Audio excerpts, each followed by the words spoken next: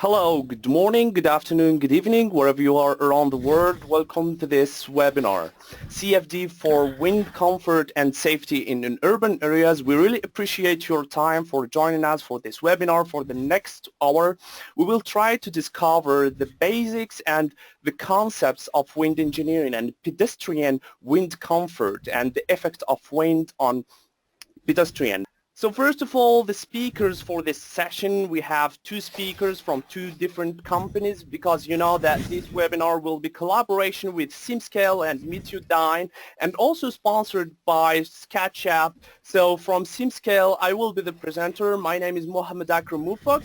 I'm a user success engineer at SimScale. I'm specialized in CFD. I did an academic degree in aeronautical engineering with aerodynamic specialization. Then I have worked for several years in CAE and CFD and in CAD, and I have experience also with urban aerodynamics and also application for building aerodynamics. And the other speaker, he joined us from Meteodyn, he's Guillaume Cagnot. So after a Master of Turbulence in Chalmers University in 2007, he worked in research and development in space industry and rocket engine as a CFD engineer. He joined the R&D team of Meteodyn since 2010 and he specialized in pedestrian wind comfort. So he's specialized in this field with natural ventilation, small wind energy assessment, and urban areas. So let's talk now about the agenda. So first of all, I'm going to give you a quick introduction about SimScale. Then we will talk about the effect of wind on pedestrians. Then we will try to discover the effect of wind on an isolated building. Then we have the next step will be pedestrian wind comfort in urban areas with a complex geometry with different buildings. Then we have design consideration. Then we will switch the presentation to Guillaume to do the presentation from Meteodyn, and in the end we have Q&A session. So guys, the same for this webinar. We are using this software called GoToWebinar. You have specific place where you can ask questions. So if you have any question concerning this topic or the presentation, you can just send me a question and we will try to answer these questions in the end of the session. So let's start with about SimScale. So first of all, SimScale, it's a company based in Munich, Germany. We have developed a platform for engineers that specializes in CAE. We provide this platform that allows you to run CFD, FEA, or even particle phenomena for different applications. Everything is on browser, so you don't have to have any hardware in-house, or so you can do everything on cloud. And what does this mean? You can do your simulation just by logging in on web browser and use different configuration for CPUs, so you can do high quality simulations with tablet or smartphone or laptop just using internet connection and web browser. So this will allow you to be flexible in your work and you will not need any investment in terms of hardware. So the benefit from using SimScale is accessibility, because like I told you, it's a web browser software, so you can access to this software from anywhere in the office or home or in the street, just having an internet connection and hardware. So the cost efficient, because we are using open source software, so the cost efficient is really competitive in the market. And for everyone, because we believe that this tool of CAE should be like accessible for anybody in engineering, so SimScale will give you the chance to work with the full functionality of SimScale for free if you want to do a public free project, so you don't have to pay. You can just log in and you can get an access to a library of projects, and also for full power computing up to 32 CPUs. Okay, so now let's jump to our topic, and let's start first of all with the effect of wind on pedestrians. And let's start with this video. So in this video, we can see that these people, they try to cross the street, but they can't because of the force that push them back. And actually this force, it's the wind force. And this is exactly what we are talking about here. It's pedestrian wind comfort. So the idea is here in this windy day, the speed of the wind is not that high, but the problem here is there is an amplification factor. Maybe the velocity of the airspeed in this day, it's maybe 10 meters per second, but actually in this corner or in this point in the street, there is an amplification factor that push the people back, and they can't really cross the street. And we will investigate what's happened and what's the thing that create this problem. Also, here we can see this from another view of some people try to cross the street, but they can't because of the high speed velocity, high speed air that push them back. Okay, so now let's talk about the strength of the air and the effect on the pedestrian. So first of all, if we consider a calm air where we have, or wind where we have wind in between 0 to 0.1 meter per second at a pedestrian level of 1.75 meter, so the effect on the pedestrian, it's none. Like there is no effect remarkable on pedestrian. But if we go a little bit higher, so if we go from 0.2 to 1, also the wind will not really affect the pedestrian. But if we go a little bit further, and we can see that the air will start from 2.4 to 3.8 to disturb people and like clothing flaps, and we can see this in the picture beside this table. If we go a little bit further, so these forces of the air will not give you the possibility to walk like comfortably in the street, and if you are using maybe umbrella, this umbrella will not be able to handle all these forces. And if we go a little bit further, like from 9.8 to 12 meters per second, the pedestrians cannot walk, and this is the same what happened in the previous video. And if we go a little bit further, so from 14.6 to 17.1, people will completely blown over, and as we can see in the picture, people cannot really stand up and walk on their feet, and this is exactly the problem that we will try to investigate, and we will try to understand what's the reason of creating this problem. So first of all, let's isolate one building and try to understand the effect of the wind on one building. So as you can see here in this picture, we have an isolated building in the middle of nowhere, and we can see the flow over this building. And we can see clearly that the flow over this building, even with this building, is really simple geometry, is just square, but the complexity of the flow is really remarkable, and we can see that there is a lot of feature in the flow that we will try to investigate these features one by one in the next few slides. And even with this simple geometry, the features in the flow are quite remarkable. So first of all, let's start with the pressure distribution. So we can see clearly that this building will have stagnation pressure here on top. Usually it's between 70 to 75% from the length of the building, and here exactly we can see the stagnation pressure. But talking about the stagnation pressure, we'll come to a really interesting feature, that is the downwash of the air. So as you can see here, we can see from this slice the flow direction visualized with the z direction of the velocity, which is in this direction, the vertical direction.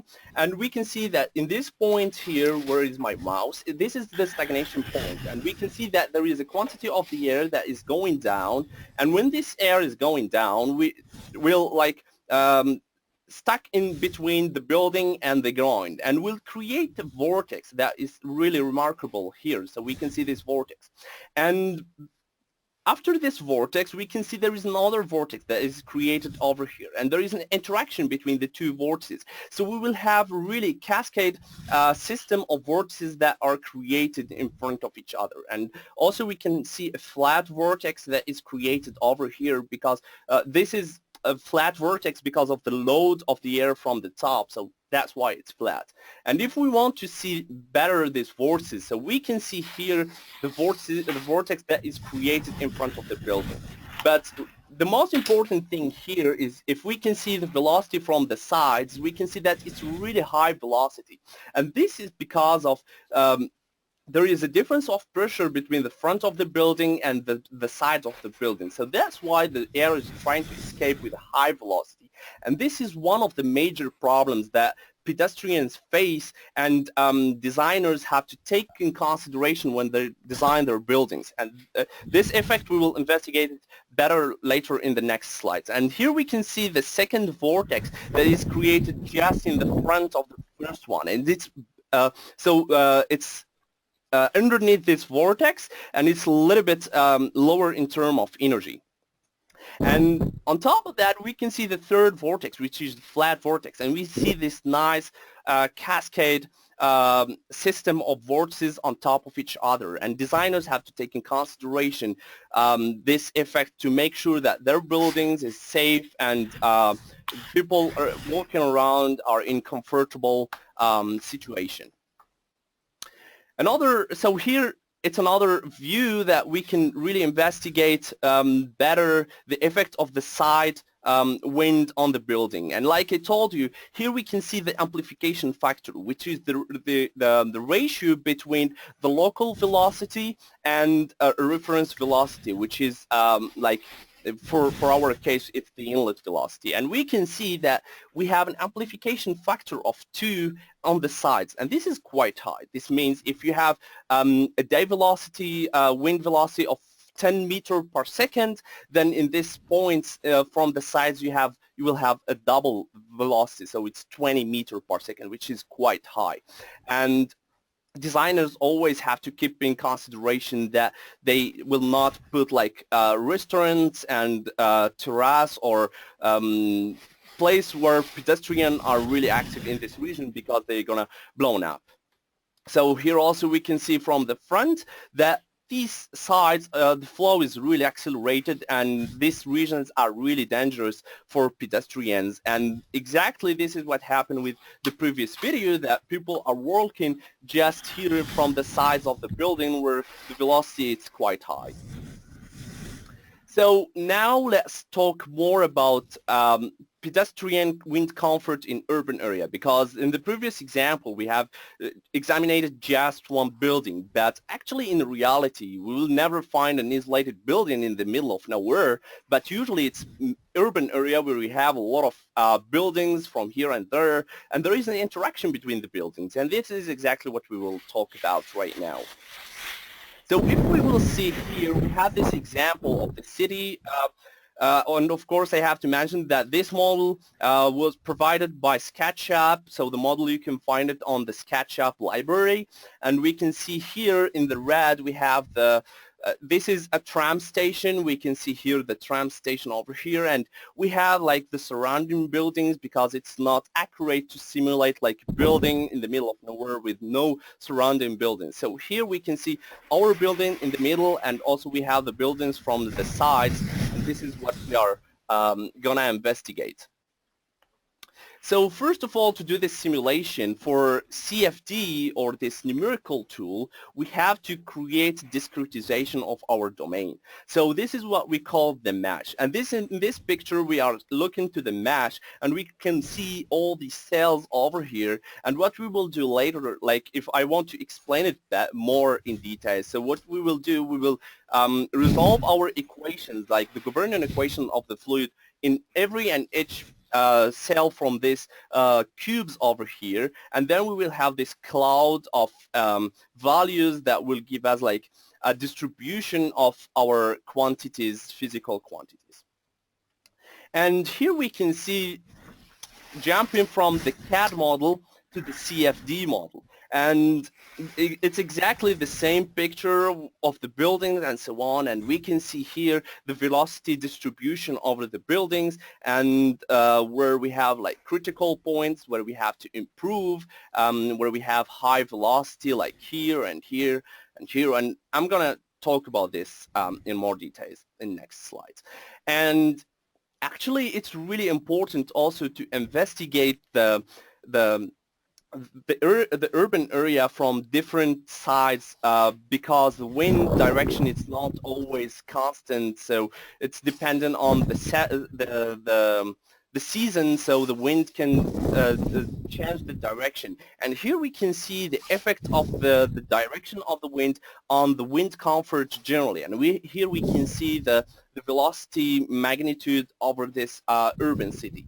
And we can see so from this picture, the flow direction or the wind direction, it's in this direction from the up to the bottom.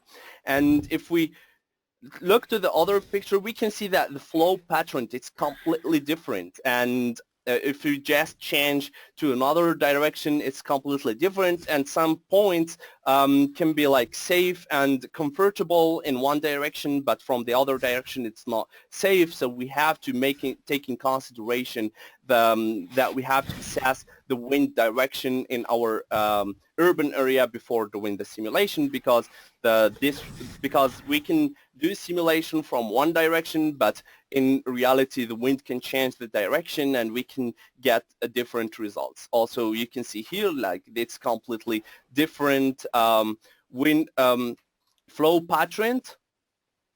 And here we will go deeper in this urban area, and we will try to investigate some regions. So here, for example, we can see here in the corner, here we have the velocity profile or the velocity distribution. And just to make it simple for people who are not really familiar with aerodynamics and fluid mechanics, so here the red color represents a high velocity air and the blue color represents low velocity air. And we can see here in the corner that we have really high velocity, and if people will walk over this building, which is the tram station, and the tram station, usually there is a lot of pedestrian turning around this building, so people over here in this corner will experience really high velocity, and maybe it's not comfortable, and sometimes this can create even safety problems. So absolutely, when we design the new building, we have to take this in consideration, and maybe we can make some changements to make sure that our building is safe and comfortable. And also the interaction between buildings, because if we take a close look to this problem here, we can see that we have these two buildings between each other. There is this acceleration, and this because of the small gap between these buildings, so this will accelerate the flow in this region. So another view here, and it's really important because what we can see here, we can see the tram, and this is exactly where so the tram stop, and we can see here that we have high velocity wind. But the problem, if we want really to investigate what is going on here, the problem is not in this corner, but it's upstream over here, and we have this really high acceleration of the flow. And what's happened is that the flow over here, it's with high velocity, so we'll suck the air from this region, and this will create problem for the pedestrian. Maybe it's not safety problem, but it's more like comfort, because people over here, they will experience high velocity in this region. And this is because of the Venturi effect. Like we can see these two buildings, they create this angle between each other, and that's why we will have this high velocity. And I'm going to illustrate this in the next few slides. Also here, from another view, it's the same effect, what we call the Venturi effect, because we have this angle between the two buildings. So the air will, like when we reduce the area, the cross section, will accelerate the flow. And as you can see here, if you take close look here, we have a bus station, and in this bus station we will have really high air velocity over there, and this will create a discomfort problem for people waiting in this tram station and pedestrian in this region. So now let's talk more about design considerations. So when we design a building, what we have to take in consideration, what's the criterion that we have to think about before starting design a building. And there is like mainly three main topic that we have to take in consideration when we design a building. So first of all is what we call the passage effect. And here in this picture we can see these two towers, and also this model were provided by SketchUp, and we can see in this tower we have this opening here in the lower part where people can walk. And if we take a close look, so we can see this clearly here that we have passage in this area. And there is significant air acceleration in this area, and we can see this clearly here. We can see this velocity profile, and in this passage we can see that we have a jet of air that will create discomfort and even problem for pedestrian in this region. And for sure you will not think about putting place to play for children over here, because this will create a problem of comfort and safety. And also if we can go back to the idea of the side wind acceleration, we can see this clearly here, that here from the sides we can see that we have high velocity, and this because of the vortices that created from the sides of the building, and will create problem and of discomfort and safety. And so another picture to illustrate this more. So here you can see the significant acceleration here from the side, and also the jet that is created here under the building. So another effect that we have to take in consideration when we design any building, it's the Venturi effect, and we have talked about this, and also my colleague Guillaume will talk about this later with more details.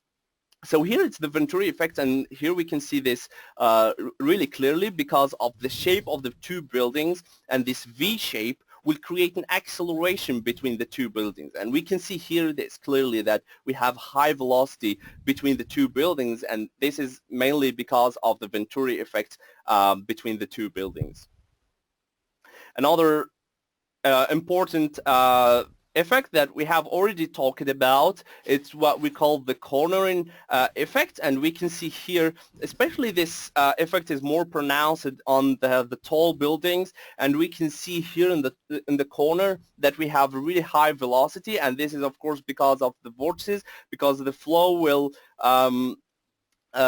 we will have stagnation point here, and we will have a downwash. Then the air will try to escape from the sides because of the high pressure here to the low pressure from the sides, and this will create problem of high amplification factor here. And this region, and also if we can see here in this corner, this region are really unsafe and can create problems of discomfort for pedestrian as well. So from my side, that's all. And now my colleague Guillaume will give you more details about wind comfort and assessment of pedestrian wind comfort in urban areas with numerical tools. So I'm going to switch the presentation for him, so he can take it over. Okay, so let's start it. Sorry for the late.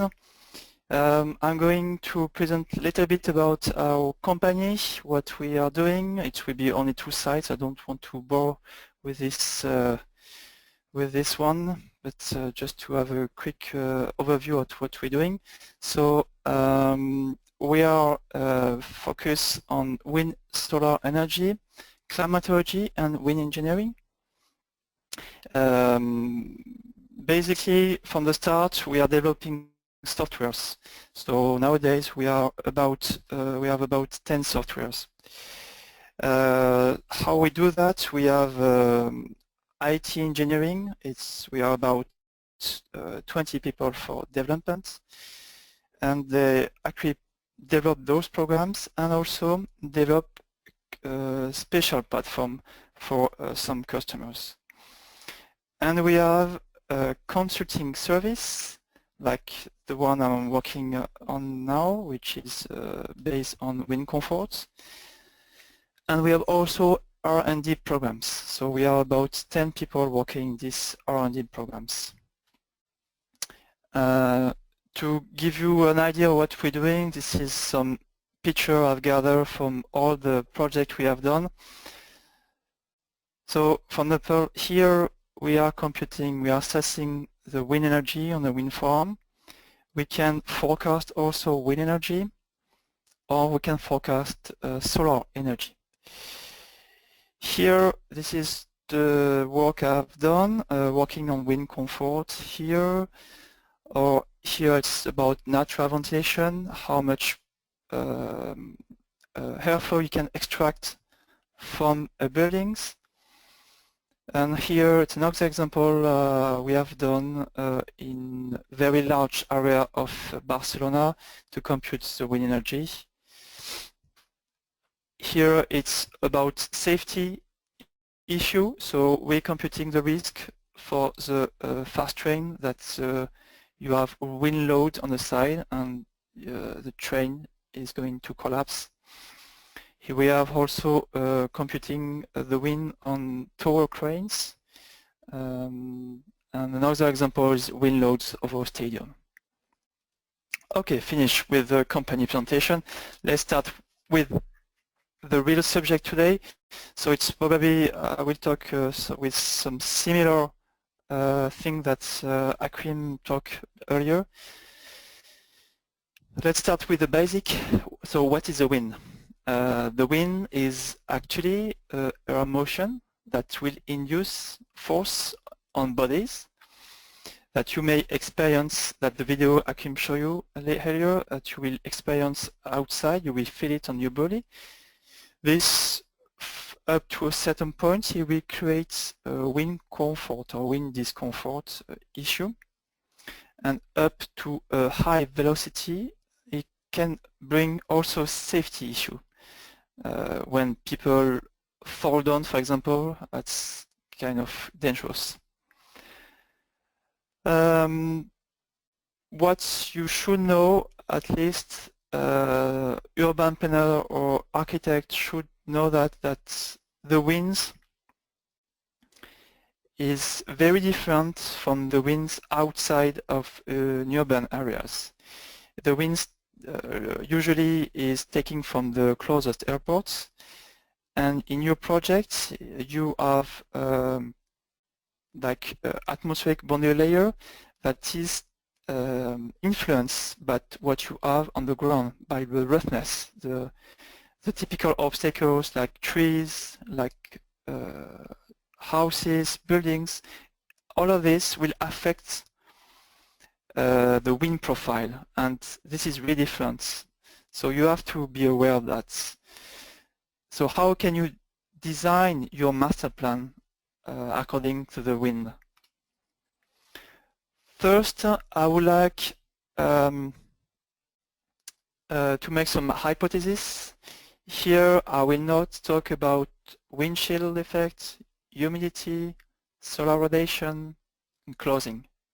This could be on the next webinar, but it's not the case here.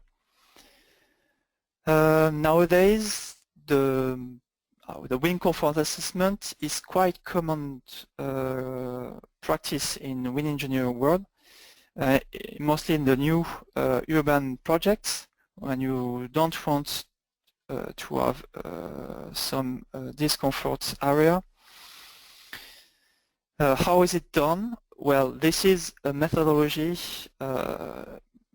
basically nowadays. Well, you define a threshold for the wind speed, and you define a frequency of exceedance of this threshold. This frequency is always linked with an activities, pedestrian activities. We will talk about that earlier. And also, the last point, it depends on the country rules. Also, we will see that later. So just, I would like to explain you what is a wind. So wind is actually a three-dimensional variables. This is an example of the wind vector. It can be derived in three components. The one along, which is the biggest component along X, and two orthogonal components. So three-dimensional process. Another key point here is random. Random, you have also here a record of the wind speed. Here you have the record over the time. And what you see here is a chaotic or random process. So here what we have is three components and random process. This is quite hard to deal with this physics. So what we do is to try to simplify it. We're going to use statistic. From three components, we're going to work with only two components, which will be the mean speed of the main component of the wind speed and the turbulence density. So for those who are not familiar with the turbulence density, it is defined from the root mean square of the wind speed divided by the mean speed. So we will keep only here what I'm focusing on my mouse, the mean speed and the turbulence density. So knowing that, how is defined the wind comfort? Well, you have to think with a new definition, which is called the gust speed. This is the wind comfort. It will be always defined by the gust speed. How the gust speed is defined is equal to the mean speed that we have talked about earlier, and also the root mean square of the wind speed, which can be defined another way here, which is the wind speed multiplied by 1 plus alpha turbulence density. So we have here only two components we have to focus, to work on. So here we have another example of a record of the wind speed here in red. We have here the mean speed and the gust speed. The gust speed will be always higher than the mean speed or equal, depends on the definition. And when the threshold, the gust speed threshold is defined, if the gust speed is higher than this, then it is considered as not comfortable. So how is it working? You see that here let's focus on wind comfort. We have 4 definitions for wind comfort according to countries. Let's have a look on the UK version, Lawson Law. It is based on, well, the first is the length time, the time scale, sorry, for the mean speed, which is 10 minutes, and the coefficient equal to 0. So at the end, if alpha equal to 0, it's only mean speed. Whereas in France, well, the time scale is always, you will average over 10 minutes, but the coefficient equal to 1. So you will take into consideration the turbulence intensity. If we have a look on Netherlands definition, you see that the time average is over 1 hour, but alpha equal to 0. Now if we have a look on the safety, so it's higher standard. For France, alpha from 1 equal to 2.85, so almost 3. So the gust speeds are higher. So you have to know to pick the right definition for gust speed. Here, how is it working? So as I said, the gust speed is working with a threshold and the frequency of exceedance of this wind gust threshold. Here we have some classical activities. So pedestrian activities, sitting in a bar, or if you are walking, or if you are running. Then according to these activities, you will have different criteria, which is, for example, if you want, this is so the UK criteria for low sound comfort that Akrim already talked about. So for sitting activities, if you have a gust speed below 3 meters per second and below 1% of the time, then it is perfect for this kind of activities. If it's higher than 1% or higher than 3 meters per second, then it's no longer the perfect activities. Here for roadway, which will be running, and you see that you have higher criteria because while you're running, you are not so annoyed by the wind. So this is an example of criteria of the wind speed criteria and frequency of exceedance of this wind speed for UK.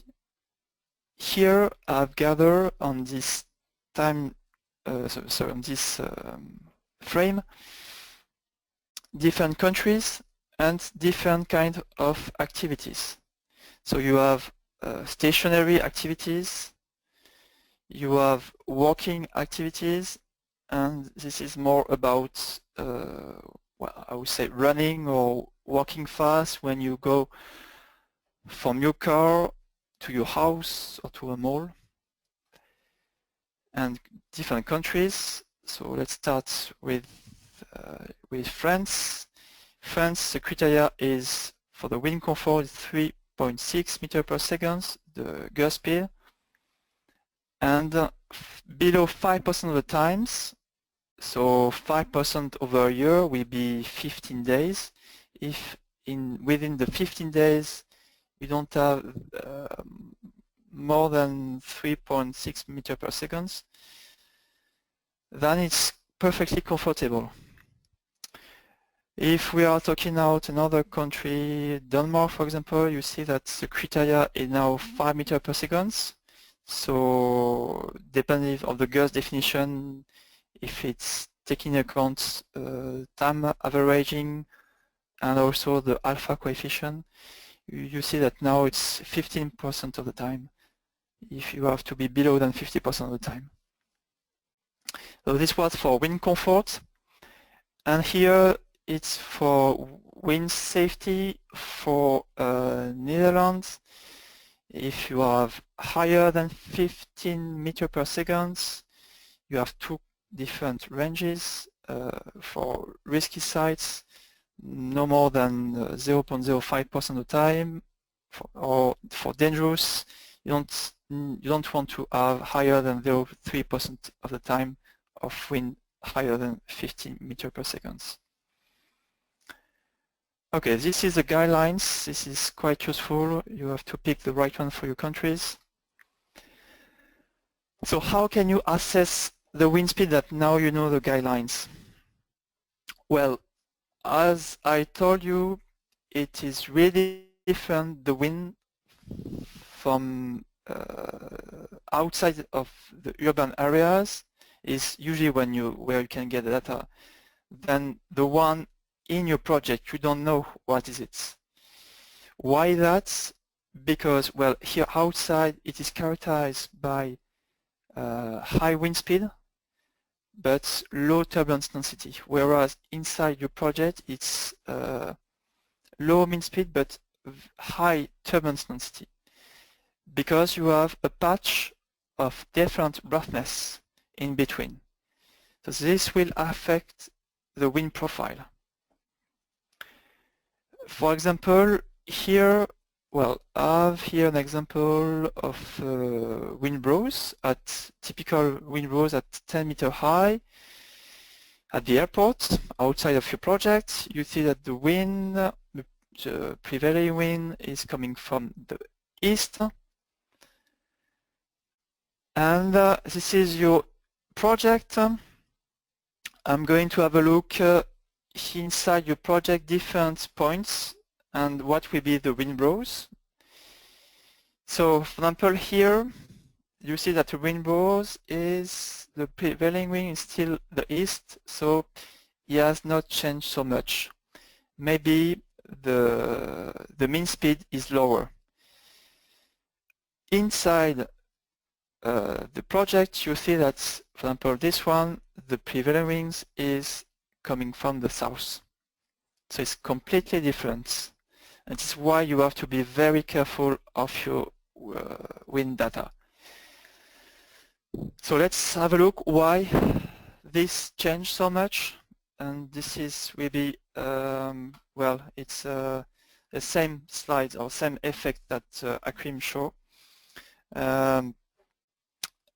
So it's basically three main effects I will talk about. This is venturi effect. It's characterized by speed up between two buildings or row of buildings. You can have a look here. You have the red color, meaning that you have strong acceleration. So this could create issue. Another effect called the corner effect. It's happened mainly so at the corner of buildings. It's even higher with the higher buildings. It's because of the high winds at the top is going downwashing, and creates strong acceleration, and also high turbulence intensity. So if someone is passing through from these spots to the here, from the blue to the red, you will have a strong transition, and this creates discomfort. The other effect is called the Wise effect, and it's happening when you got building in a row. You will have the main vertex here. This is the worst, I think, and it's very hard to get rid of that. For the other effect, you could always add some windbreaks at the bottom of your building, some vegetable to enhance the wind comfort, but this one is very hard. You can create some roughness here to try to get lower the wind speed, to break the wind, but this is the hardest one. So this is the main vertex, and you got a small one here. So what is in reality, because we are split in different effects, in reality you will have all of them will be mixed. And for example here, if we have got a wind coming from the bottom to the top, you will have venturi effects, but if you got on this side, you will have here corner effects. And you have to take into account, so not only one direction, but what we called in our vocabulary is called cynotic wind direction. You have to take into account several wind directions, because The reality is a mixture of all those effects. And of course, it is based on the local weather data, not the one from outside of the city. So how can you assess the wind comfort? Well, you have several ways, at least 3 of them, from the most expensive to the less expensive. The one is the full-scale experiment. You got facilities in the US, in Israel, as I know. It's very expensive and requires a lot of times. You have scaled-down models. You can do that in all the wind tunnel experiments. It's also expensive and time-consuming. And the last one was developed, I would say, in the industrial way in the last 10 years. And now it's really efficient and cost-effective. It's with numerical approaches, with the CFD for Computational Fluid Dynamics. This is what I would like to talk to you now. So how is it working? Well, the first, as I told you, you need a good climatologic data, because this is really important to have the local one. And they can be frequency table, so statistical data, and it can be time series data. So here we have a record of the mean speed and the wind direction. Then you compute using your software, your CFD software, several wind direction. Not all of them, but at least for the prevailing winds, and I would say 8 to 12, depending of how much time you have. And then you aggregate the wind direction and the climatology data to get wind comfort data. Okay, so I will talk now just with what we do with our software UrbaWind. How is it done? It's done in 3 ways, 3 steps. This is the idea. So first you need to set up your case, of course, like in all the software. What you need as an input will be, for mandatory will be building. Of course, you need these obstacles. Then you can add topography, which is the ground, and you can add process volume, which is 3 edges. Then you have set up your case, you're going to run your case. Everything is automatic, so it's very fast, and you don't have to be an expert for that. It's going to mesh, and you will have directional results. Then you can post-process, or you can aggregate the result from the weather data. This I will talk about just the next slides. And then you will be able to compute the wind comfort. The basic is what you need as an input are STL file. This is quite common file. It's quite basic from all the main CAD software for the building vegetation and the ground. And for weather data, you need frequency table or time series. Then after computation, what you can get is, well, you can get any characteristic of the wind at anywhere in your project. And you can also export to other software if you want to compute, take into account thermal effects. Now, what about the climatology data? This is a key point. So where do you get them? Well, I've sum up to 4 points. The first one will be the from your national weather data. Well, for France, Meteo France, from New Zealand and from UK. This is usually a self-service. You have also free data from NOAA, from the US Department of Energy. You have thousands of free weather data.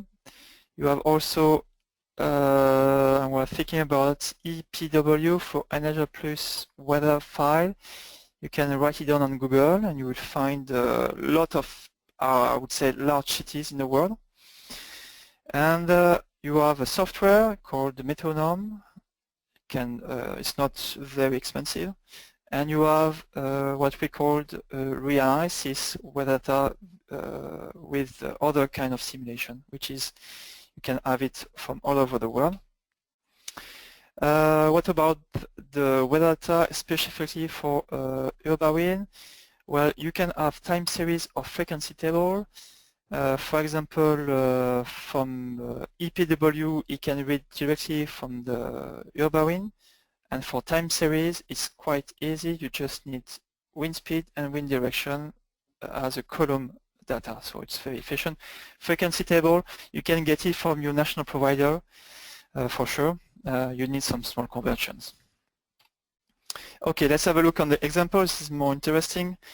So this was done in Paris, in an island called Île-Seguin by Atelier Jean Nouvel. And this is well exposed from the winds because you have a river outside. So you can imagine you have quite intense wind load.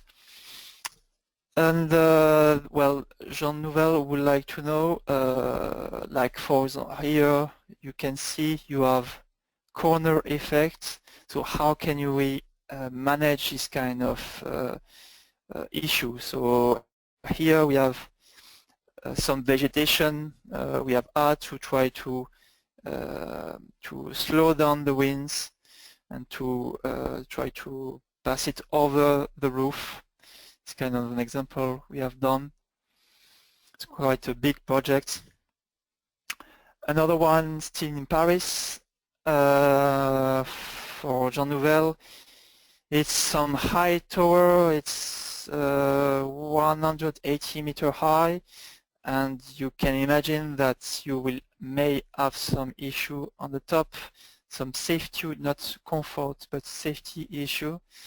And they wanted to know also for the terrace over there what will be the wind comfort. So here we didn't have a chance to take into account vegetation. This was not part of our job, but at least they could see where was the problem. Another one is, well, in Luxembourg, in Porte de l'Europe.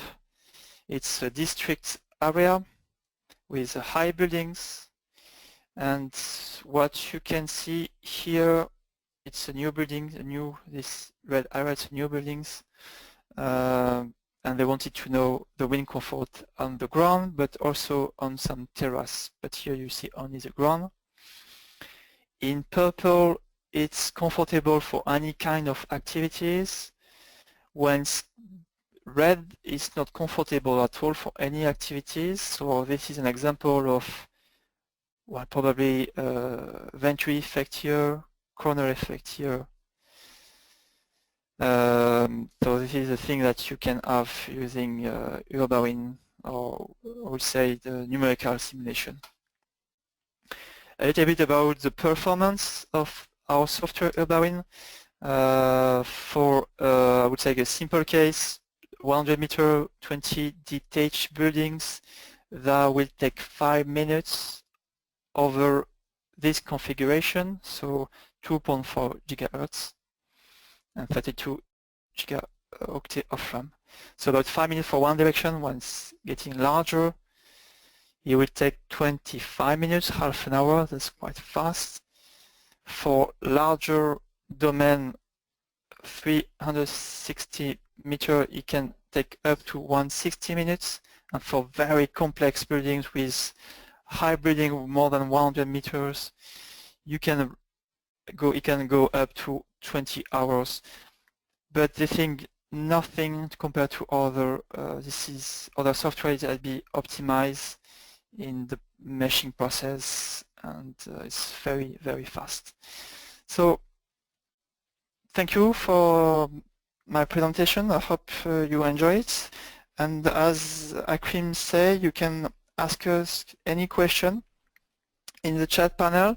We will answer you. I hope we can do that today. Otherwise, we can answer you later. So I will give hand to Akrim. I will change the presenter. Okay. Okay. You can probably go. Thank you so ahead. much, Guillaume, for You're the nice presentation. You give a lot of details about wind comfort and assessment of wind comfort with your expertise. We really appreciate this. So now let's open the Q&A session, and feel free to ask your questions concerning the wind comfort assessment, how to use the BOSS software, SimScale and Meteodyn, how to use the software. If you have any ideas, we can discuss in the next 5 minutes. So yeah, we have already a couple of questions. So let's start with the first one. So Savas Kosos, he's asking, did the simulation include rivers and how they affect? For my side, for all my simulations, we didn't like investigate any river effect, but maybe Guillaume have another comment on this. Maybe in his simulation there is some effects of rivers. We can take into account the roughness, the effect of the roughness as the inlet's profile, mostly for the to say the large area of water like sea or lake. But regarding the rivers, it will not that much affect the wind profile compared to well, what will happen in the city with the high turbulence. So it's not really interesting to take into account just a river, but for a large domain of water, it makes sense. Okay, cool. So the other question, it's from Iara Santos. So he's asking, do you offer a workshop hands-on to learn the basics, how to learn? So this is exactly the next step. So the next step, we'll try to do workshop. I hope we will do it together, so we can show you how you can use the BOSS software. So for us, like you know, SimScale, it's based cloud-based software, so you can access to the software without any problem. Also, we have a free version, and I believe also Meteodyn, they have a free version of the software. So we hope that we can do the next step workshop. And of course, Guillaume, if you have any comment, feel free to comment on this question. I totally agree with you. We could work on a workshop for that. As you say, we have free software that you can evaluate, so it's free to you. Exactly, and we also invite you to download, so you can download the Meteodyn software and test it, and also you can get an access to the SimScale platform, and you can test it and you can run simulations, and we will be really glad to have your feedback and see your projects. So the other question, hello, thank you for your presentation. You talk about guidelines for different countries. How do you have access to these guidelines? I think the question is for Guillaume, for your slide about the guidance for different countries. Well, this work was done based on bibliography. It's a review that we have done. So you have to look on bibliography or also on the national rule of your country. I know that for sure we have that in Israel, and we have that also in London. You have to look on your in your rules and bibliography, scientific bibliography. Okay, so the other question is, does the simulation run for 1 day, which is the time scale? So from our side, the time scale, it's dependent on the size of your simulation. And because we are offering on-cloud simulation and you get an access to up to 32 CPUs, so for example, the simulation that I have showed in the presentation of the large part from the city will not take more than 2 to 3 hours, but of course it's dependent on the size of the simulation in terms of mesh and also the kind of simulation that you want to run, if it's transient or steady state. And of course Guillaume can give you an idea about the time scale for Meteodyn to run simulation with the software. Well, this is always a tricky question. Well, you have to know what kind of result you are expecting. And I mean that if you want to be very fine, it will take a lot of time. Otherwise, you can always try to optimize your data, well, your model first. This is the first key. And then you can optimize also, well, the parameter of the meshing, as you say, Akrim. It can be, as I say, from 5 minutes to 1 day, depending also on how many CPUs your computer you are working on. Mm-hmm. Another question from Duncan Phillips. It's for Guillaume. So Guillaume spoke about safety and turbulence intensity impact. How are you predicting, calculating safety risk in your simulations? Well, it's based, as we said, on the CFD, so on the steady simulation, on runs for those who are familiar. So I would say that for wind safety, it's based on this wind speed criteria and percentage of accidents, like for wind comfort. But if you are looking for extreme wind speed, extreme wind load, then it is not anymore this kind of software you are looking for. It is much more complex simulation like LES for large eddy simulation, or wind tunnel for the extreme wind load. Mm-hmm. Okay, good. So let's take another question. Yeah, we have a lot of questions, so we will try to answer all of them if we can't. Otherwise, we will answer by email. Mm-hmm. So another question. I can't see the name of the person who asked this question, but which one has ability to model air pollution in city as well? I'm not really sure if you are talking about which software, but for us, we usually do this kind of simulations of pollution in urban areas. So also Guillaume can have another comment on this. For pollution, is it possible to do? For pollution, we don't deal with pollution. Well, it's not made on this software. Okay, good. Also, another question. Does SimScale has the ability simulation von Karman vortices animations as well? Yes, of course. Also, in my in this simulation that I have showed, we can see the von Karman vortices animation if you are running unsteady simulation. Of course, it's dependent on the turbulence model, and it's dependent on the grid size and also on the velocity of your wind, so you can see these things. Another question.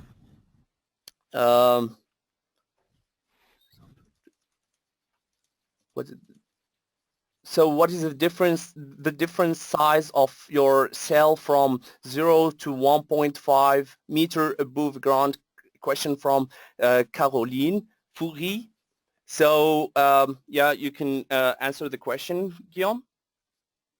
Yeah, for Meteodyn, it's the usual choice. So We have split in 3 mesh size, 50 centimeters for the smallest one to 2 meters. 1 meter and 2 meters. Okay, good. So for us, the mesh, the reference size of your the mesh size, the cell size, you can really control it depending on the accuracy that you're looking for. So let's take another question. I think we are run out of time. Let's take the last question, but I promise you to answer all the other questions because we have a lot of questions over here. So let's find another one.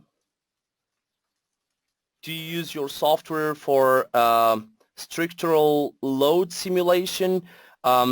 Yeah, for SimScale, it's possible to do FEA simulation, so you can do it separately. Guillaume, if you have any question, any answer for this one, and let's take the last question. For wind loads, I would say yes and no, depending on what you are interested on.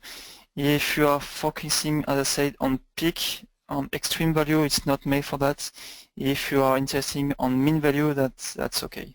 You can use our software. Okay, so let's take the last question from Raul Diotti. So how the software calculate the turbulence intensity? So yeah, you can answer the question.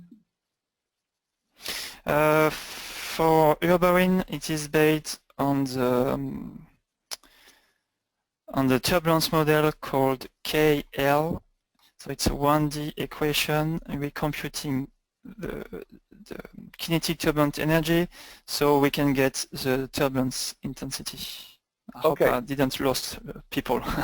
All right. So the last question, because it's like really the last question for because it's related to cloud computing. So from Avarind Sivakuma.